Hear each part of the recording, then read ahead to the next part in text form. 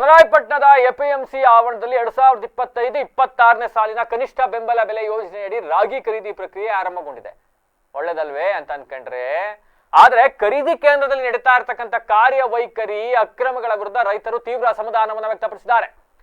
And ಖರೀದಿ ಅಧಿಕಾರಿ ಚಂದ್ರಶೇಖರ್ ಅವರ ಮೇಲೆ ಕೆಲ ಆರೋಪಗಳನ್ನ ಮಾಡ್ತಾ ಇದ್ದಾರೆ. ಏನ್ ಆರೋಪ ಅಂತ ನೋಡ್ತಾ ಹೋದ್ರೆ, ಪ್ರತಿ ರಾಗಿ ಚೀಲಕ್ಕೆ 51 kg 600 ಗ್ರಾಂ ತೂಕವನ್ನ ಕಡ್ಡಾಯವಾಗಿ ತೆಗೆದುಕೊಳ್ತಿದ್ದಾರೆ.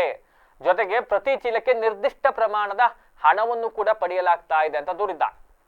ಪ್ರತಿದಿನ ಸುಮಾರು 800ರಿಂದ 1000 ಚೀಲಗಳು ರಾಗಿ ಖರೀದಿ ಕೇಂದ್ರಕ್ಕೆ ಆಗಮಿಸ್ತಾ ಇದ್ರು ಕೂಡ ಕೇವಲ 300 ಚೀಲಗಳನ್ನಷ್ಟೇ ಖರೀದಿ ಮಾಡಲಾಗ್ತಾ ಇದೆ ಅಂತಕ್ಕಂಥ ಆರೋಪವೂ ಕೂಡ ಕೇಳಿ ಬಂದಿರತಕ್ಕಂಥದ್ದು. ಖರೀದಿ ಪ್ರಮಾಣ ಕಡಿಮೆ ಆಗಿರೋದ್ರಿಂದ ರೈತರು ದಿನಗಟ್ಟಲೆ ಕಾಯಬೇಕಾದಂತ ಪರಿಸ್ಥಿತಿ, ಅನಿವಾರ್ಯ ದುಸ್ಥಿತಿ ನಿರ್ಮಾಣ ಆಗಿದೆ.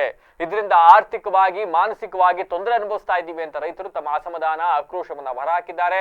ಘಟನೆ ಸಂಬಂಧಿಸಿದಂತೆ ಆಹಾರ ನಾಗರಿಕ ಸರಬರಾಜು ಇಲಾಖೆ ವ್ಯವಸ್ಥಾಪಕಿ ಸ್ಥಳಕ್ಕೆ ಭೇಟಿಯನ್ನು ನೀಡಿ ರೈತರ ಅಹವಾಲುಗಳನ್ನು ಆಲಿಸಿ ಸಮಸ್ಯೆಗೆ ಪರಿಹಾರದ ಅಗತ್ಯ ಕ್ರಮ ಕೈಗೊಳ್ಳುವ ಭರವಸೆಯನ್ನು ಕೂಡ ನೀಡಿದ್ದಾರಂತೆ. ಸಂಬಂಧಿಸಿದ ಅಧಿಕಾರಿಗಳ ವಿರುದ್ಧ ತನಿಖೆ ನಡೆಸಿ ನ್ಯಾಯ ಒದಗಿಸಬೇಕು ಅಂತ ರೈತರು ಒತ್ತಾಯಿಸಿದ್ದಾರೆ.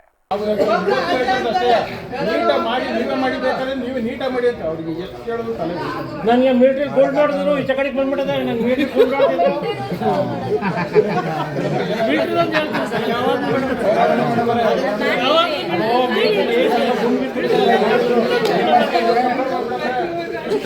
ಅವರು ಮಿಲಿಟರಿ ರೂಲ್ಸ್ ಫಾಲೋ ಮಾಡ್ತಾರೆ.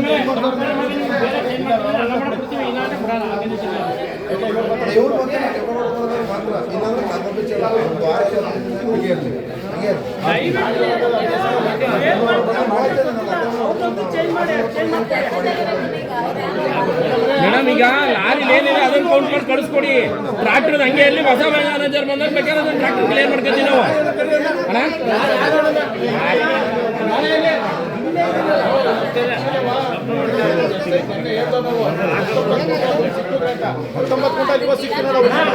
ಮೇಡಮ್ ಅಲ್ಲಿ 19 ಕ್ವಿಂಟಲ್ ಬಂದ್ರೆ ರಾಜಣ್ಣ ರಾಗಿ ಸಿಗ್ತದೆ, 24 ಕ್ವಿಂಟಲ್ ಬಂದ್ರೆ ಸಿಗಪ್ಪ ಅಂತ ಅಲ್ಲೇ ಹೇಳಿದ್ರೆ ನೀವು ಕೂಡ ನಾನು ಮಾತನಾಡ್ತಾರೆ ಅವರು.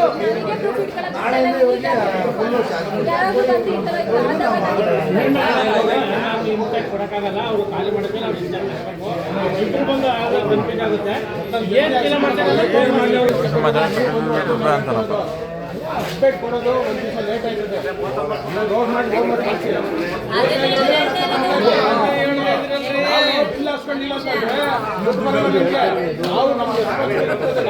ಈಗ ರಾಗಿ ಬಿಟ್ಟಿರೋರು ಯಾರು ಒಂದು ದಿವಸ ಹೆಚ್ಚು ಕಮ್ಮಿ ಕರ್ಕೊಂಡು 70% ಕರ್ಕೊಂಡು ಹೋಗ್ತೀವಿ.